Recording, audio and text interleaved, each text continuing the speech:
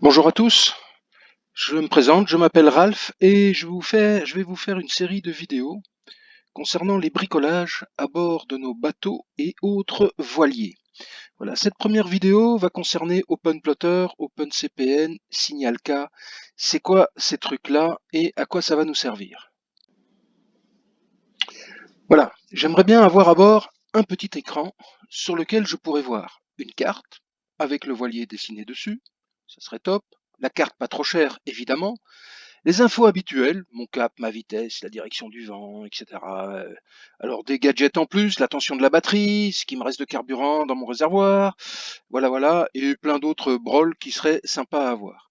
Ça serait bien aussi si je pouvais voir les fichiers vidéo. Vous allez me dire, bah tout ça, il n'y a pas de problème, j'utilise ma tablette, j'ai Windy, j'ai Navionics, et voilà. Oui, mais une tablette, voilà, ça peut casser, ça peut tomber, c'est pas fixe à bord. Le top, ça serait aussi de voir les autres navires autour de moi, grâce à un récepteur AIS. Ça, il n'y a pas sur ma tablette. Ouais. Et soyons fous, ce qui serait pas mal, parce que moi, sur mon bateau, mon pilote automatique commence tout doucement à rendre l'âme. J'aimerais bien commander et gérer le pilote automatique à partir de mon petit écran. Et puis, quand je suis dehors, dans le cockpit, avoir toutes ces informations sur ma tablette dont je parlais justement précédemment. Si elle tombe, c'est pas grave, j'aurai un petit écran dans le carré, à la table à cartes. Et ça peut se mettre sur un téléphone, voilà, sur plusieurs autres devices. euh, Ça serait vraiment le rêve. Voilà, pour faire tout ça, la solution est relativement simple. Ce qu'il nous faut, c'est un plotter, ce qu'on appelle un plotter euh, en anglais. Et bon, bah, je vais faire un petit tour sur Google, je vais sûrement trouver un truc qui fait tout ça et pas trop cher. Et évidemment, sur quoi on tombe? Sur les écrans habituels de Raymarine. Et là, le prix, ça commence à faire mal. Mais j'ai un vieux bateau, il a 30 ans. Je vais pas mettre à bord quelque chose qui vaut plus cher que le bateau lui-même. Donc voilà, la solution, l'alternative, c'est OpenPlotter. OpenPlotter, c'est, comme son nom l'indique, un plotter open source et qui permet, comme vous pouvez le voir ici, d'avoir toute une série d'instruments. C'est sympa, hein. J'ai le cap par rapport au sol, j'ai ma vitesse, ma position GPS, la température, la profondeur, enfin bref, tout ça, et une carte. Voilà, alors c'est la carte de nouveau, open source, gratuite. Alors, vous allez me dire, elles sont pas vraiment toutes gratuites parce que, alors aux États-Unis elles le sont parce que c'est fourni par le gouvernement américain, donc eux ils ont des cartes top gratuites. Chez nous c'est un peu plus compliqué, on verra ça en son temps. Alors OpenPlotter, en détail, c'est quoi? C'est quoi exactement OpenPlotter? Bon, rigolez pas tous avec Plotter, hein. On va pas tous plotter, c'est Plotter, d'accord? Bon, OpenPlotter, c'est un assemblage de trucs. C'est pas un seul programme, c'est vraiment un assemblage de trucs. Entre autres, une appli pour afficher les cartes. Voilà. Et les cartes avec le petit bateau qui va dessus, avec les autres bateaux si j'ai l'AIS, etc., etc. Ça s'appelle OpenCPN. Alors ne pas mélanger OpenCPN et OpenPlotter. OpenPlotter, c'est l'ensemble des broles. OpenCPN, ben, c'est juste l'appli pour afficher les cartes. Vous pouvez la télécharger sur votre tablette, sur votre téléphone, indépendamment d'OpenPlotter. Vous pouvez mettre OpenCPN sur votre tablette, ça marche très bien. Voilà. Il nous faudra une appli pour télécharger les fichiers météo, les fichiers GRIB, d'accord, pour avoir les prévisions météo et la direction du vent, si possible la houle, la hauteur des vagues, etc. Il faudra aussi une appli pour afficher les instruments. C'est ce qu'on appelle les dashboards, les tableaux de bord en français.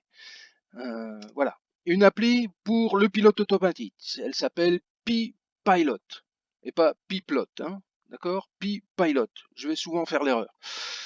Voilà, une appli pour partager sur d'autres écrans. Donc j'ai mon écran central à ma table à cartes et j'aimerais bien qu'il y ait une espèce de Wi-Fi dans mon bateau et tout ce qui se passe sur mon écran à la table à cartes, ben, j'ai la même chose sur ma tablette quand je suis dans le cockpit ou ailleurs. Voilà. Et il faut aussi plein de mini-applications pour traduire les données reçues par les différents capteurs. En effet, bon, on va avoir l'AIS, L'AIS, bah, c'est une radio VHF, il faut traduire ce qui arrive par la radio. Il va nous falloir un GPS, donc il va falloir traduire tout ce que le GPS nous donne. On a la vitesse du bateau, les sondeurs, les machins comme ça, tout ce qui est, tous les instruments qu'on a déjà à bord, ça serait bien de brancher tout ça ensemble et que toutes ces informations là arrivent sur mon écran. Je peux rajouter des capteurs température, humidité, pression atmosphérique, voilà, etc., etc. Donc vraiment une série de capteurs. Et autour de tout ça, en plus de toutes ces applications-là, il y en a une qui est super importante, qui est le serveur Signal K. Signal K. Alors c'est quoi? Ça, c'est vraiment le moteur de l'application. C'est celui qui collecte toutes les données et les fournit aux autres applications. C'est en fait, c'est pourquoi on appelle ça un serveur, parce que c'est lui qui sert les données à ses clients, les applications. Donc lui, en fait, il va recevoir les données des différents capteurs à gauche et à droite, il va transformer ça en des phrases compréhensibles, ouais, plus ou moins compréhensibles, et il va envoyer ces phrases aux applications qui sont OpenCPN pour la carte, comme ça on pourra afficher, s'il reçoit les informations du GPS, il pourra les envoyer sur OpenCPN et OpenCPN pourra nous placer le bateau sur la carte. Il recevra les captures de température et il enverra ça au dashboard, donc au tableau de bord, pour que le tableau de bord puisse me donner la température ou la profondeur ou différentes choses du genre. D'accord. Donc bon, voilà, le schéma c'est un peu compliqué, hein, donc comme je le disais, donc j'ai tous mes capteurs ici. NMEA 2000, NMEA 0183, on en reparlera. Le Compass IMU, c'est surtout utilisé pour le pilote. Voilà. Et tout ça arrive dans le serveur Signal K avec des traductions entre les deux ou pas. Enfin, bon, tout ça, c'est de la plomberie, on verra. Et le serveur Signal K, lui, il fournit, il transforme tout ça en phrases. Hein, il prend même les NMEA 2000, NMEA 018.3 là ensemble et il transforme ça dans un langage à lui et puis il envoie ça au dashboard, au téléphone, tablette, PC, OpenCPN qui est mon lecteur de cartes, etc., etc. Alors il faut savoir que NMEA 2000 et l'autre là, NMEA 0183, en fait ce sont des trucs propriétaires avec les phrases, c'est pas toujours très clair, on n'a pas le droit. Tandis que Signal K, ça fait la même chose, mais c'est open source. C'est donc gratuit. D'accord?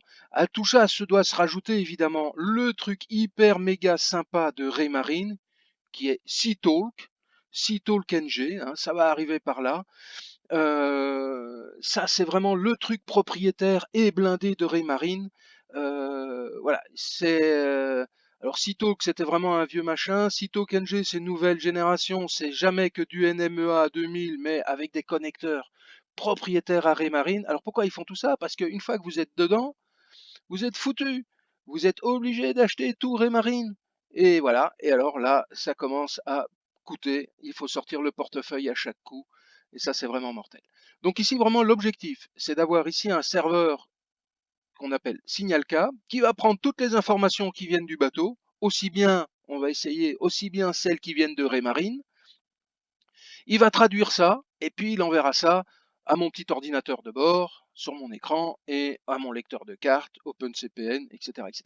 Alors, je vous le dis tout de suite, Signal-K, si vous avez Navionics, Signal-K peut envoyer les informations AIS et autres à Navionics. C'est pas un souci. Donc, vous pouvez utiliser le serveur Signal-K, votre moteur, il va envoyer les messages à Navionics, et Navionics affichera sur la tablette tout ce qui convient.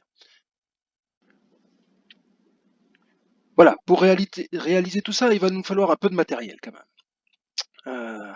Alors, qu'est-ce qu'il nous faut? Il va nous falloir un ordinateur. C'est un Raspberry Pi. Ouais, vachement cher, ça coûte 80 €. Bon, il y a moyen de trouver moins cher. Je ferai sûrement une vidéo concernant les achats. Parce que on a tendance à chercher le moins cher ou à acheter. Alors des fois on n'achète pas le bon truc parce qu'on a oublié de tenir compte d'un machin ou d'un autre. Donc je ferai sûrement une vidéo juste sur les achats de, voilà, sur ce qu'il faut acheter et à quoi il faut faire attention avant d'acheter aussi bien le Raspberry Pi que l'écran. L'écran c'est super important. Voilà. Mais enfin bref, il va nous falloir donc l'ordinateur, un Raspberry Pi, une carte SD 32 Go. Ben, vous pouvez prendre une 16. Hein. Moi j'ai pris une 32. Voilà. Parce que c'est là-dessus. Qu'est-ce que c'est la carte SD par rapport à Raspberry Pi? Raspberry Pi, c'est un mini ordinateur, mais tout mini, mini, mini, hein, un peu, c'est à peine plus gros qu'un téléphone. Mais dedans, il y a pas de disque dur, il y a rien. Donc il va nous falloir un disque dur. Et le disque dur, en fait, bah, c'est la carte SD qui est là, qui viendra se mettre dans l'ordi et qui servira de disque dur. Donc c'est elle qui aura toutes les informations et aussi, surtout, nos cartes. Les cartes seront stockées sur cette carte. Voilà, il nous faudrait, ça serait sympa d'avoir un petit écran. Alors, le problème, c'est vous prenez un 7 pouces, ça coûte rien, mais 7 pouces, c'est vachement petit. Vous prenez un 10 pouces, bah, c'est un peu plus cher, etc., etc. Alors, est-ce qu'il faut un tactile ou pas? Ben, on en discutera. Il nous faudra aussi quelques câbles, hein, parce que ben l'ordinateur, faut le relier à l'écran, voilà. Il faut une prise USB parce que il faut recharger tout ça se charge avec des prises USB. Je vous montrerai ça dans la vidéo prochaine, hein. Bon, en plus, ce qu'il nous faudra à un moment ou à un autre, quand on sera plus avancé, c'est un GPS, la radio VHF, c'est un petit bidule pour l'AIS, des gyroscopes, accéléromètres, etc. si on veut installer Pi Pilot pour gérer le pilote auto. Voilà. Alors si vous avez espéré que c'était un truc gratuit parce que c'est open source, eh ben non, c'est complètement raté. Bon, ça va être vachement moins cher que d'acheter tout le truc chez Raymarine ou bon, alors je parle souvent de Raymarine parce que voilà, je trouve quand même ils font du super bon matos, mais c'est pas donné, quoi. Alors bon, c'est sympa sur un bateau neuf, mais voilà, sur un vieux bateau, des fois c'est un peu, on navigue pas tous avec le même portefeuille.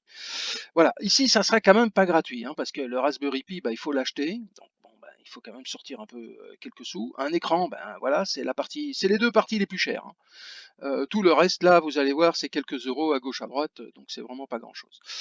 Voilà, donc je vais m'arrêter là pour cette première vidéo qui est vraiment l'introduction de OpenPlotter et de tous ces satellites. Je vais, dans la prochaine, on va installer OpenPlotter sur la carte Raspberry Pi, etc. Et vraiment se faire le début de la mise en place de tout ça.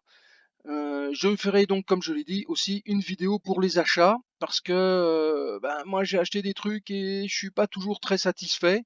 Et donc voilà, je vous ferai part de mes expériences et de ce qu'il faut mieux éviter de faire. Sur ces bonnes paroles, ben à la prochaine.